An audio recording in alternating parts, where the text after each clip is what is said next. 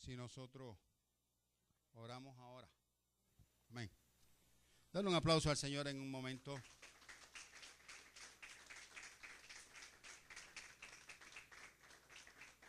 Nos piden oración para Ángel Daniel Vázquez. Tenía cáncer. Oración Exanuet. Exanuet fue operada. Oración por Willy, el vecino de Iván. Señor, tú estableces tu mano en él. Oración del cuñado de Lidia, Cheo. Está en el hospital con las plaquetas bajas. Aumentalas en el nombre de Jesús. Vamos a orar por estas personas. ¿Qué te parece? Ponte en pie, cierra tus ojos. Inclina tu rostro en reverencia al Señor. Padre, en el nombre de tu Hijo Jesucristo, Espíritu Santo, a esta hora, Señor, nosotros intercedemos como cuerpo. Y ante tu trono planteamos, Señor, y reclamamos la salud de Ángel Daniel Vázquez. Tu palabra dice que por la llaga de tu Hijo Jesucristo en la cruz del Calvario, todos hemos sido sanados, hemos sido curados, Señor. La enfermedad no pertenece a nosotros ni es enviada por ti. Señor, tú hiciste un cuerpo en nosotros perfecto. Y así, Señor, te pedimos que hagas por bien tu palabra en Ángel Daniel Vázquez. Si no te conoces, Señor, como tú hacías a Jesucristo, sálvalo. Sálvalos y sánalos. En el nombre poderoso de Jesús, te damos gracias por Exanuet. Fue operada, Señor, y decretamos una palabra de victoria en esa operación. Tú estuviste en el camino, tú estuviste allí con los médicos. Tú sabes, Señor, que nosotros la estamos reclamando para esta casa de una forma especial y tú la usarás de una forma especial. Si está en alguna iglesia, Señor, si está en algún camino, tú eres el que lo diriges, en el nombre poderoso de Jesús. Señor, Willy, Señor, tiene nuevamente cáncer, dice el médico, dice el laboratorio. Pero nosotros los que tenemos una fe en ti, los que creemos tu palabra, porque tu palabra es verdad, decretamos victoria de sanidad para su vida en el nombre poderoso de Jesús. Eres tú el hacedor de maravillas, de milagros y de prodigios. No son los médicos, ellos son instrumentos tuyos. Gloria a Dios por ellos, Padre amado. Pero tu palabra va más allá que eso. Señor, y así también por el cuñado de Lidia. Cheo está en el hospital. Esas plaquetas, Señor, van a aumentar de una forma poderosa.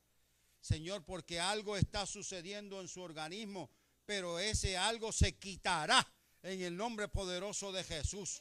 Y será de bendición y para bendición de todos aquellos que vean los milagros que ahora estamos profesando aquí en esta oración, para que tu nombre sea exaltado por siempre y para siempre. En el nombre de Jesús. Señor, te pedimos por Wilma, Padre amado, nuestra hija amada. Señor, bendícela donde quiera que esté. Ábrele puertas, Señor, extiende caminos.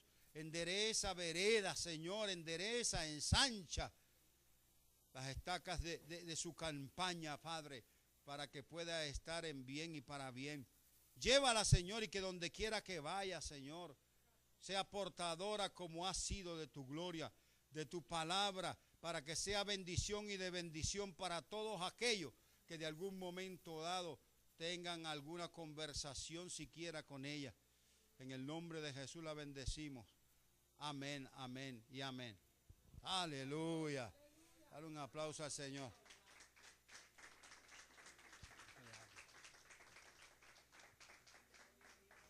Puedes sentarte. ¿Cuántos tienen deseo de oír palabra hoy? ¿Cuántos tienen deseo de oír palabra? No me parece que no los oí. ¿Sabe una cosa? ¿Cuántas veces te ha pasado que el espíritu no te deja dormir? Y estás buscando y buscando y buscando y buscando y buscando, y es que el Espíritu de Dios te está ministrando. Eso me pasó a mí. Apenas he dormido, Pero gloria al nombre de Jesús. Yo quiero que me acompañes a una porción bíblica que desde que la escuché por primera vez hace décadas atrás, en la primera iglesia bautista de Calle, cuando predicaba el pastor Rafael Landrón y Landrón, un excelente predicador, me impactó en el corazón de una forma extraordinaria. Y yo quiero que tú vayas a la palabra y vayas allí, porque el Espíritu Santo nos está ministrando en esta mañana. Mateo 23. Ve a Mateo capítulo 23, versículo 37. Los niños pueden pasar allá. ¿Cuántos saben que hay una acusación antes de continuar con la lectura? ¿Cuántos saben que Jesús en un momento dado tuvo que acusar no sin fundamento, no sin base, sino fundamentado en las acciones, fundamentado en la experiencia, fundamentado en lo que veía, en lo que oía, en lo que hicieron, y tuvo que a su pueblo en un momento dado establecerle una acusación no maligna, sino benigna, pero enseñándole que el no tener cuidado con algunas cosas iba a tener un resultado no bueno para las personas que llevaban a cabo esa conducta. Una acusación con fundamento es el título de la prédica de hoy. Una acusación con fundamento. Un fundamento es el lugar o cosa donde se sustenta o se apoya algo. Se acusa a aquel que ha violentado el orden correcto de las cosas. Era lo que Dios estaba diciendo. Yo estoy acusando, quiere decir, dando una decisión y una opinión informada. Es un proceso que yo he venido siguiendo, es un proceso que yo he venido visualizando, es un proceso que ha surgido delante de mí y yo necesito hacérselo saber porque de lo contrario estaría fallando. ¿Cuántos saben que la Biblia dice en Ezequiel 3:18 que cuando a alguien está fallando, cuando el impío, ¿verdad? Yo le dijere, yo lo amonestare y para que siguiera en el mal camino y tú no le dijeres nada, a ti te estoy utilizando como testigo, como instrumento y no le dijeres nada, bueno, su vida se puede perder por tú no haber intervenido, pero la sangre de él, que quiere decir la vida, demandaré de tu mano. Así también lo dice Ezequiel 3:18 con relación a los hermanos de la casa. Claro está, esta prédica no va dirigida a esta casa, esta prédica va dirigida como una enseñanza. Bueno, va dirigida a ti, obviamente, ¿verdad? Pero lo que quiero es que veas que el contenido es una enseñanza que Dios me ha dado para que nosotros aprendamos algo que yo sé que a lo mejor tú las has pasado, pero yo quiero reafirmarlo. Amén. Vamos a la palabra en un momento dado. Capítulo 23. Versículo 37. Ponte en pie para que podamos ver lo que allí dice. Aleluya.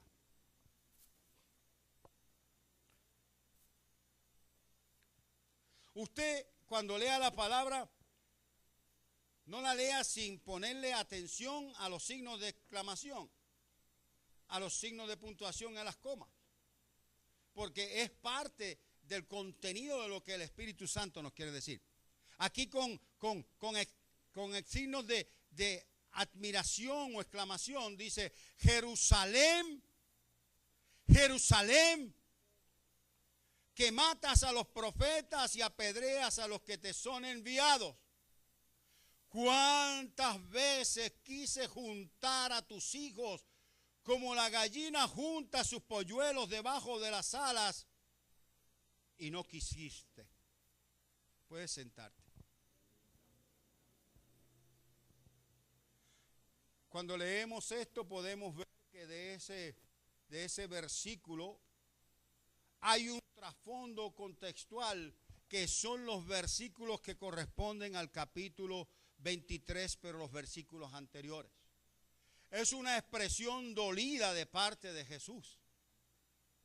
Ustedes se imaginan, de hecho yo estuve viendo un documental desde dónde fue que Jesús dijo eso mirando a Jerusalén.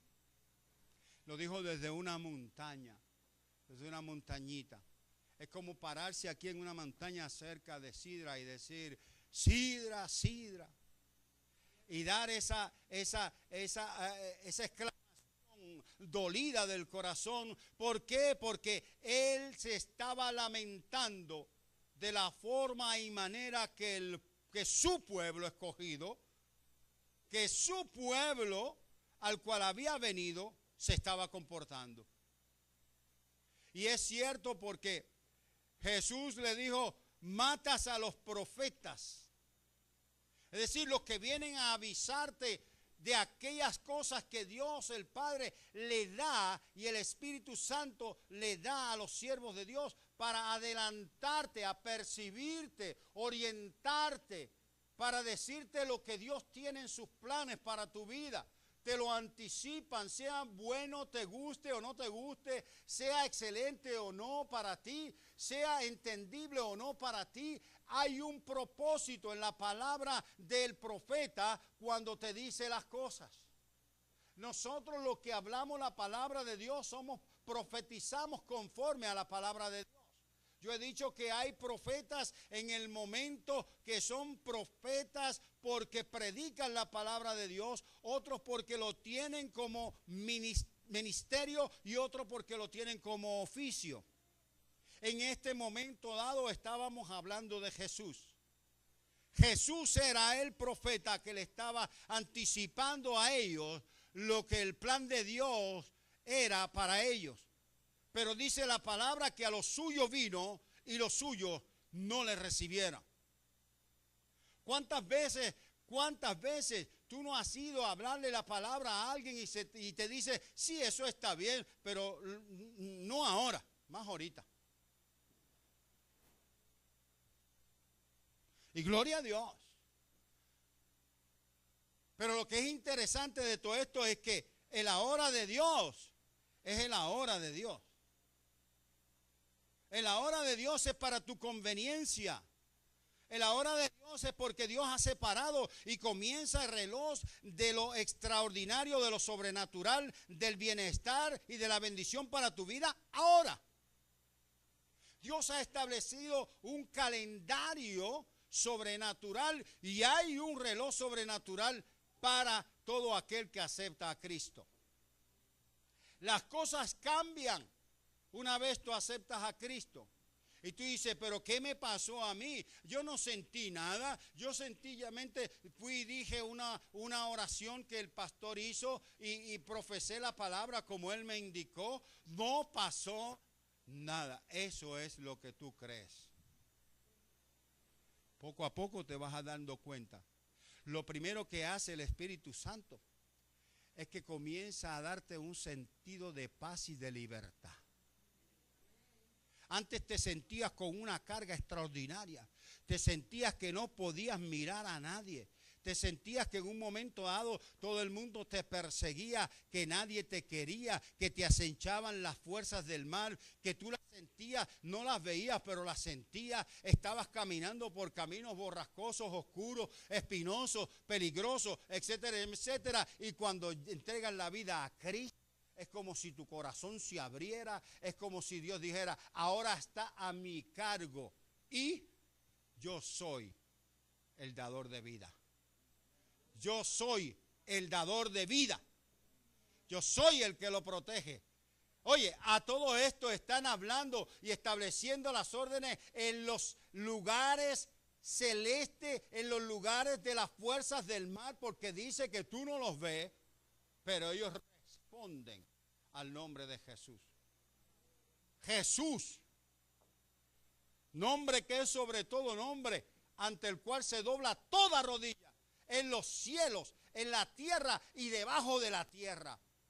Por razón de ese Jesús estamos este día aquí. Por razón de ese Jesús es que somos libres. Por razón de ese Jesús es que hemos recibido el lavado en la sangre del Cordero. Por razón de ese Jesús es que nuestros pecados han sido comprados a precio de sangre. Por razón de ese Jesús nos sentimos libres. Por razón de ese Jesús no tenemos que bajarle la cabeza a nadie. Por razón de ese Jesús el pecado quedó allá en el fondo del mar. Dice la palabra que el pecado es tan distante como el oriente del occidente. Nunca sería alcanzado de nuevo. Es decir, que Dios te ha separado. Déjame decirte, no es porque tú hayas,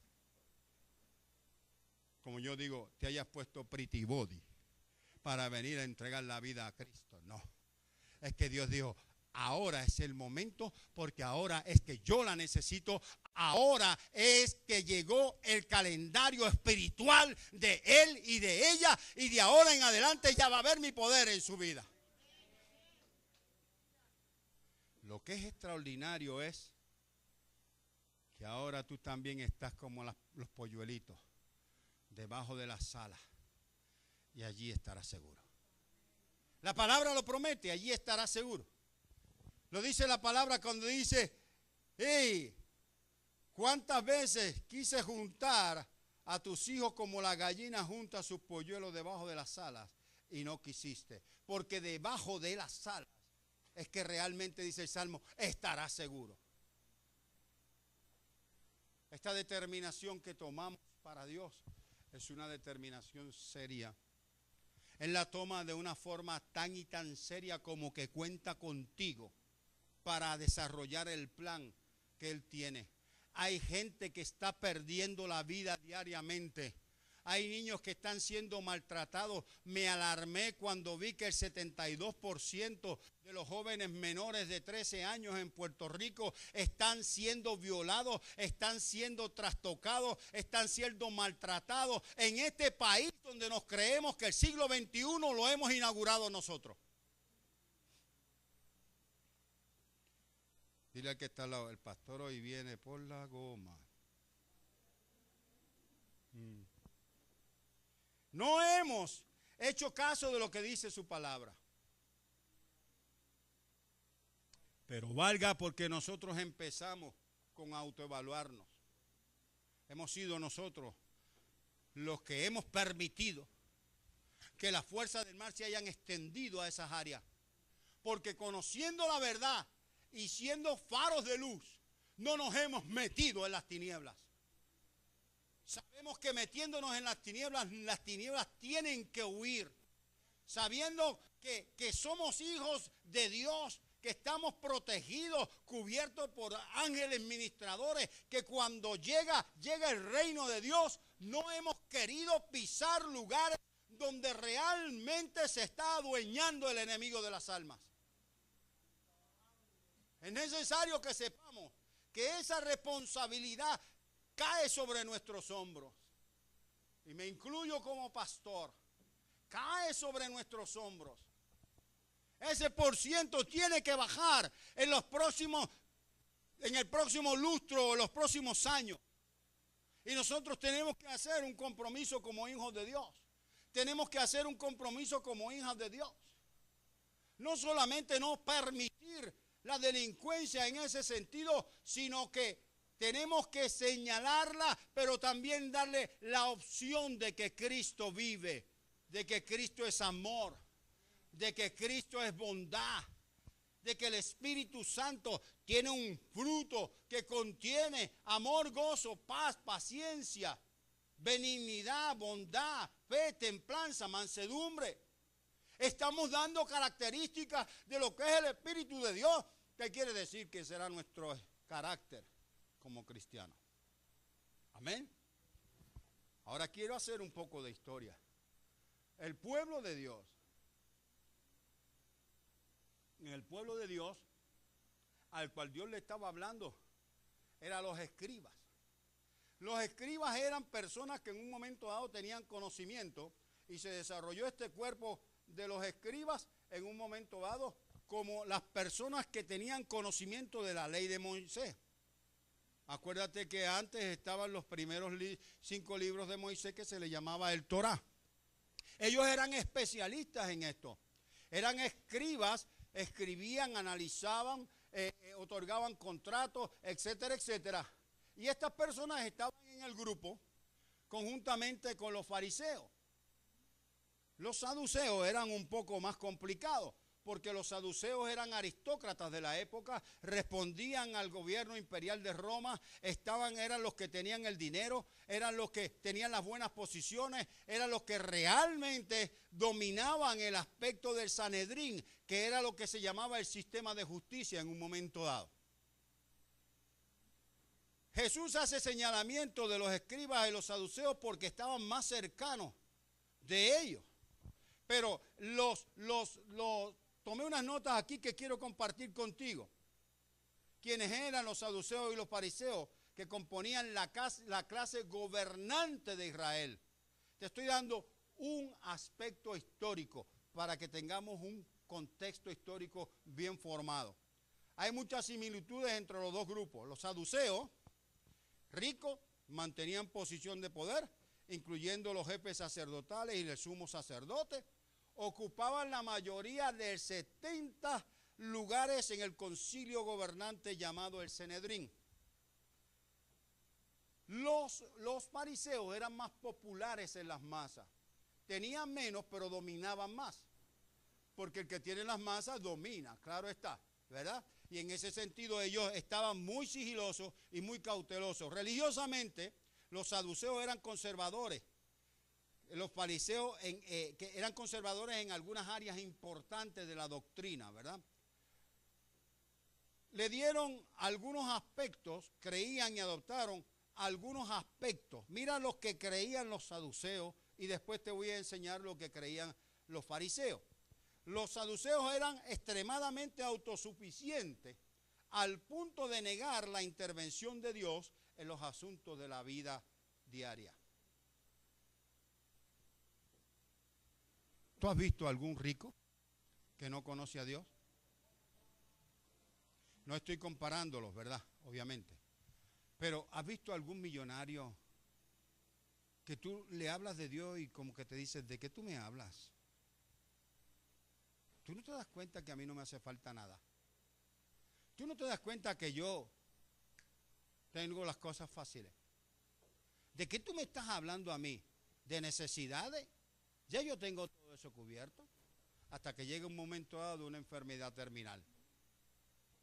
Cuando llegue un momento dado que se dan cuenta que todo ese dinero es corroído por la polilla y por el orín, que no se lo pueden llevar porque la caja no trae bolsillo, que la enfermedad, no importa el dinero que tengan, solamente la puede quitar Jesucristo, el que murió en la cruz del Calvario. Que la salvación no hay precio para comprarla, no importa los millones que tenga. Entonces es que tú ves la importancia que ellos le dan a la palabra de Dios. Me ha ocurrido en una y otra ocasión. He trabajado con millonarios que en un momento dado tenían todo, hasta que llegó un momento de enfermedad. Y en fracciones de segundo su vida cambió. Qué tristeza que no quisieron aceptar a Cristo. ¿Por qué? Porque le pasaba como los saduceos. Creían que su autosuficiencia de vida era lo grande y que la intervención de Dios en los asuntos de su vida, ellos la podían controlar. Que para ellos era primero los recursos que tenían que lo que Dios podía. Segundo aspecto, negaban cualquier resurrección de los muertos. Claro, si negaban cualquier resurrección de los muertos, ¿qué estaban negando? La resurrección de Jesucristo. Estaban adelantando situaciones para que en un momento dado no se creyera en la resurrección de Jesucristo. Y tú te pones a pensar qué combinación hay entre poderes y opulencia económica y aquellas negaciones de las realidades de Cristo y te darás cuenta de esta combinación. Hay personas que creen que después de la muerte no hay más. Le decía yo a un amigo mío de labores, y yo le decía, fulano, ¿y tú crees que una maquinaria tan perfecta como el cuerpo humano fue hecha para 80 años? 90, ponle 100. La Biblia dice que los más robustos duran hasta los 80. Gloria a Dios por lo que han pasado de ahí en adelante.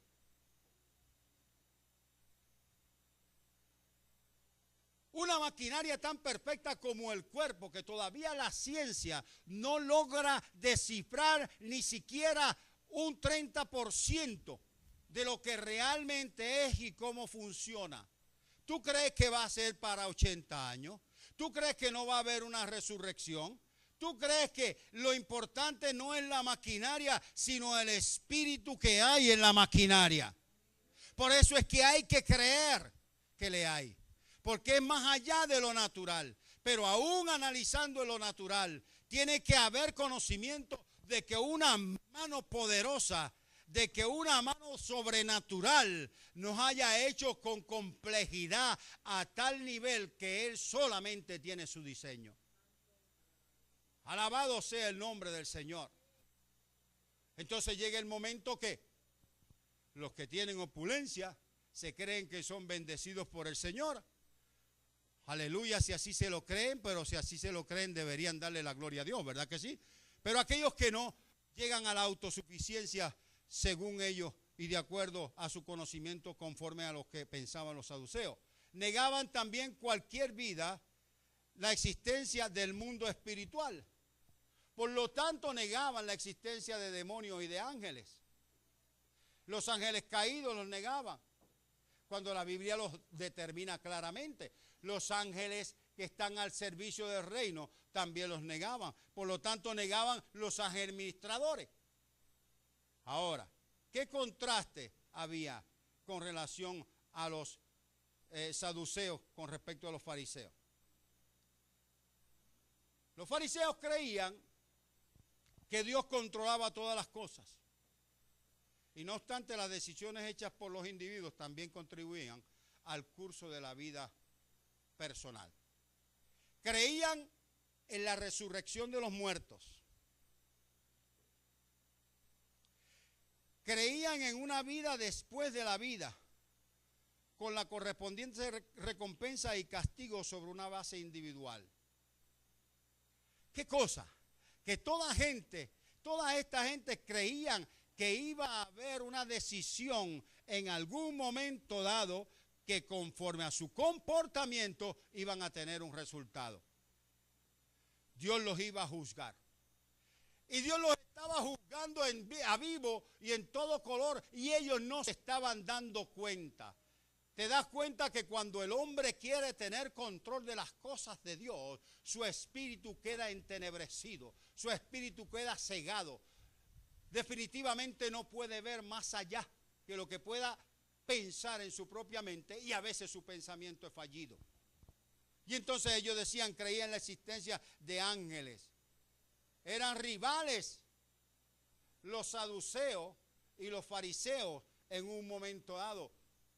Pero qué cosa que se unieron para crucificar a Cristo.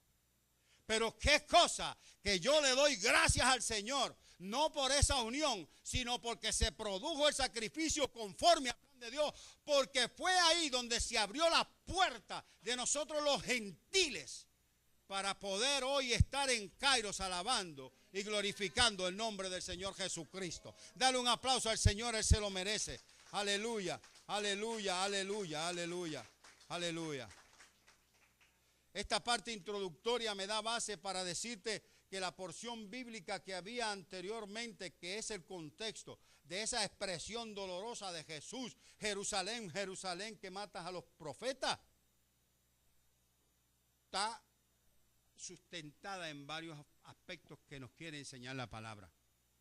¿Estamos dispuestos para eso? Pues dale otro aplauso al Señor, no nos cansemos de alabar a Dios.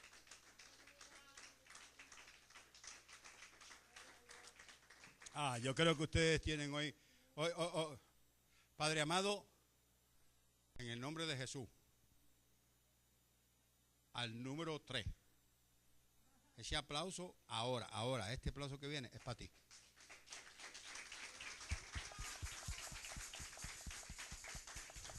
Aleluya.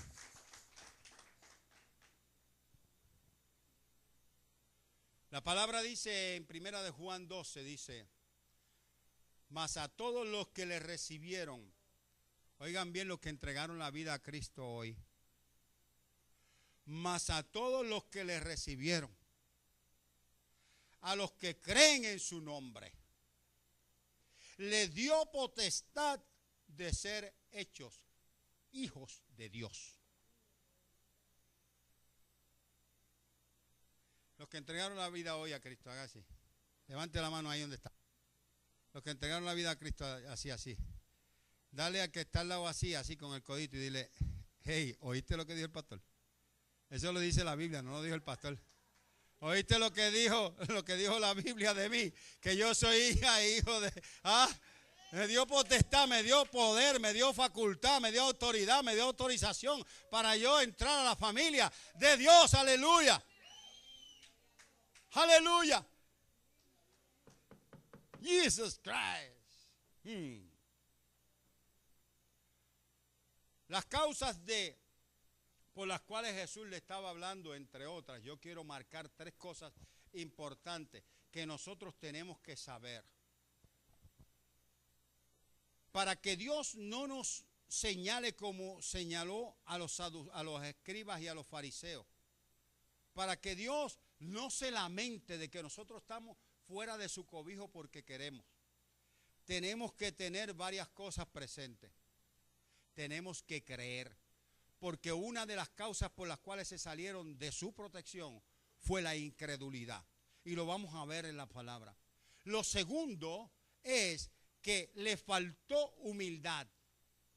Cuando a ti te falta humildad, tú tienes quizás la mitad debajo de sus alas. La otra está descubierta. La otra razón que le faltó a ellos fue la falta de honestidad. Es decir, había una forma sistemática de hipocresía. Un cristiano tiene que tener, número 1, credulidad. ¿Ven? La credulidad te da credibilidad ante las huestes del mal. ¿Se acuerdan de los hijos de Seba? Que los ángeles malignos que tenían poseído a una persona le dijeron, hey, a Jesús conocemos, a Pablo también, pero ¿ustedes quiénes son? Y les dio lo que le llaman por ahí los jóvenes una felpa a 7. Es decir, que no estaban autorizados ni tenían autoridad. ¿Por qué? ¿Por qué no estaban autorizados ni tenían autoridad? Porque querían ejercer hipócritamente que tenían el poder del Espíritu Santo y realmente no los tenían. Cuando tú tienes credulidad en el Señor, la credulidad te acerca y la fe se te acrecenta y se te otorga como don para mantener una relación con el Señor. Entonces, cuando tú tienes credulidad, las huestes del mal dicen, este o esta tiene fe. Y si tiene fe quiere decir que está relacionado con el rey. Y si está relacionado con el rey, yo no me meto con ella, ni con él, ni de aquí a ahí. Mejor le dejo el camino y me voy a otro sitio. O sea, que la credulidad te da credibilidad ante las fuerzas del mal. ¿Cuántos levantan la mano al Señor? Jesus Christ. Estamos aprendiendo algo, gloria a Dios. La falta de humildad también es uno de los aspectos que el Señor lo toma para valorar un juicio en contra de nosotros. Para hacer una acusación constructiva en contra de nosotros. No hace acusación destructiva, pero la establece. Jesús dijo, los que no son conmigo, contra mí son. Un juicio claro, no de muchas palabras. Si tú no estás con Cristo, tú estás en contra de Él. Él no dijo, no, están con otro. Él no dijo, están con el enemigo de las almas. No le reconoció autoridad en eso a los enemigos de las almas. No le reconoció. Al reino de las tinieblas no le reconoció ninguna de las facultades que ellos se abrogan. Le dijo, si no está, si que no es conmigo, contra mí es. ¿Ah? Entonces, nosotros, gloria a Dios, que en esta casa estamos con el que puede, con el que no le reconoce autoridad a ninguna fuerza del mal. Nos ha dado autoridad y autorización para ser embajadores de su reino. Gloria al nombre de Jesús. Te ha investido de gloria, de favor, de poder, de misericordia, de adelanto. Por eso es que la gente, cuando tú le hablas con el poder de la unción del Espíritu Santo, entregan la vida a Cristo. Si no, pregúntele al hermano Jamón. Cuando se mete en esos shootings, que se mete allí a hablarle de Cristo. A él no le importa si están arrebatados. A él no le importa, pero si el Señor lo mandó ahí, ¿qué va a hacer? Si el Señor lo mandó ahí, ¿qué va? Le va a decir al Señor, espera que se le pase la nota. Pero ¿y quién eres tú? Ahora es que yo necesito, porque quizás en 5 minutos más ya yo sé que Él no está. Olvídate tú de cómo esté naturalmente. Yo estoy buscando su interior, su alma. Alabado sea el Señor.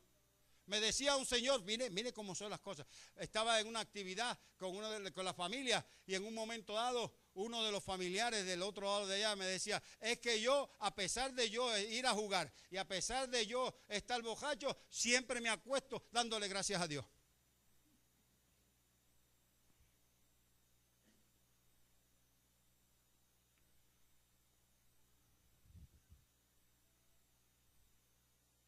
De oída, pero sus ojos no le han visto.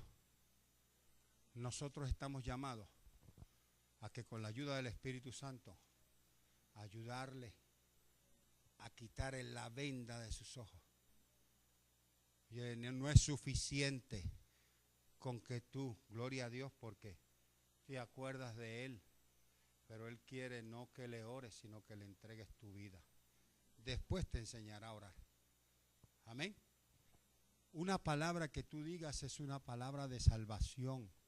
Tus palabras, cristiana y cristiano, hija e hijo de Dios, tus palabras están bendecidas. Cuando tú hablas la palabra de Dios, esa palabra tiene poder, créelo. Tu palabra, la palabra de Dios a través de ti no retornará atrás vacía hasta que surta el efecto para lo cual fue enviada. Déjate llevar por el Espíritu de Dios. No, el corazón te va a saltar en el momento dado, porque tienes que decirle algo a alguien. Díselo, díselo, porque de aquí a un ratito, cuando dé la espalda, no sabes si lo vuelve a ver. Gózate con el Espíritu Santo, porque es una bendición que te haya utilizado en ese momento como instrumento para abrirle las puertas del cielo. Va a estar contigo por toda la eternidad. Qué triste sería que en un momento dado, cuando llegue el momento del juicio, que el Señor venga y nos diga, mira, tengo que decirle a este que no va a pasar contigo, pero tú tienes que responderme. ¿Por qué? Porque te envié a darle palabra y no lo hiciste. Hermano, créame, va a ser duro si eso es así. Mejor suerte lo que tenga, porque el Espíritu de Dios le va a dar la oportunidad. Suerte lo que tenga. En un momento dado, Nicky Cruz le dijo a un predicador que insistía en él. Nicky Cruz era un ganguero de los Estados Unidos y en un momento dado estaba toda la efervescencia de la ganga y él era uno de los líderes, matones, etcétera, etcétera, etcétera, etcétera. Y el pastor seguía, Dios te ama, y Dios te ama, y Dios te ama. Y en un momento dado le dijo, mire pastor, si usted me sigue diciendo que Dios me ama, lo voy a picar en canto. Y se creyó que el Espíritu de Dios iba a amedrentar y dijo, y cada pedazo de mi cuerpo te dirá, Dios te ama. Fue suficiente para que ese hombre hoy esté entregado a un ministerio extraordinariamente grande que ha tocado miles de vidas. Y miles de vidas han venido a los pies del Señor. La humildad es un necesario para demostrar la obediencia. Una persona que no tiene humildad tiene lo contrario. Tiene la arrogancia, tiene la soberbia. Acá entre nosotros, hay gente que son soberbios humildes. Soberbio es aquel que se cree que todo se lo merece, que todos los demás están mal, que él es el que está bien, etcétera, etcétera, pero que no tiene humildad. La humildad es indispensable, ¿sabes por qué? Porque Jesucristo se despojó de su deidad, dice Efesios, de su deidad. No tuvo ser igual a Dios como cosa a que aferrarse. Y se humilló, haciéndose hombre. Hasta la muerte, dice, hasta la muerte de cruz, que era la muerte más vergonzosa que podía tener un ser humano en la época. Esa es la humildad. Es la imitación del carácter de Cristo. Y si nosotros no somos humildes de corazón, de verdad, de verdura, como dicen en el campo, nosotros estamos con un pie fuera del ala. La gallina no alcanza a cubrirnos porque nosotros no queremos cobijarnos. No queremos dejar la falta de humildad. Las formas de la hipocresía también son manifestadas aquí. Quiero darte varias cosas. Con respecto a las causas de la incredulidad, la palabra dice en Juan 10:26, pero no creéis porque no sois mis ovejas. Dile, yo creo. Yo tengo un pastor. Él se vela por mí. ¿Ah? Su vida da por mí. Aleluya. Otra razón por la cual la gente no cree. Los fariseos y los saduceos y los escribas no creían. Porque ignorando la justicia de Dios y procurando establecer la suya propia, no se han sujetado a la justicia de Dios. El hombre que no cree en Dios, en su interior quiere ser Dios. El hombre que no cree en Dios, en su interior quiere ser Dios. Y Dios no comparte su gloria con nadie. Aleluya. Él comparte su poder contigo, pero no comparte su gloria, porque Él es el único digno de ser exaltado. Aleluya. Juan 5:44, otra de las cosas que realmente me choca, porque la Biblia en distintos lugares te habla de la credulidad en Dios como un requisito indispensable para estar debajo de sus alas. Y dice, ¿y cómo podéis vosotros creer, pues recibid gloria los unos de los otros y no buscáis la gloria que viene del Dios único? ¿Tú has visto a esas personas que les gusta elogiarse? Chacho, yo tengo un clase, acabo de comprar un clase carro.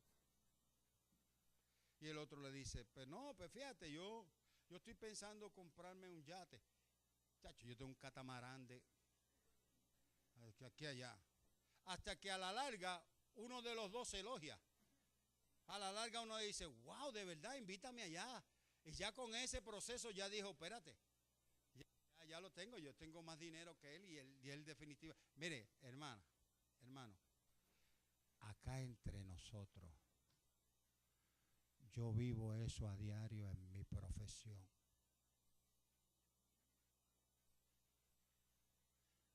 Cinco de los que han estudiado conmigo en algún sitio reunido es vanagloria va y vanagloria viene. Adulación va y adulación viene. Y como el Señor me dijo, no te sientes en silla de escarnecedores, ahí mismo me levanto y dejo el sitio que estoy haciendo y le digo, bueno, nos vemos. Antes, yo también caí en eso. Y Dios me rescató. Aleluya.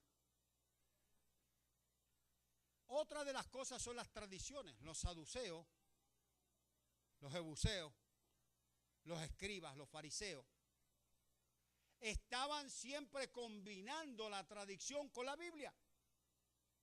Ponían las tradiciones al mismo nivel que la palabra de Dios. Y una de las cosas que le dijeron a Jesús, Jesús, ven acá. ¿Por qué tus discípulos no siguen la tradición de los ancianos?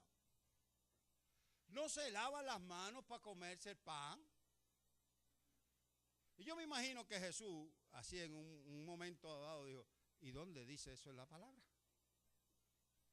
Y Jesús le contesta que las cosas que contaminan al hombre no son las que entran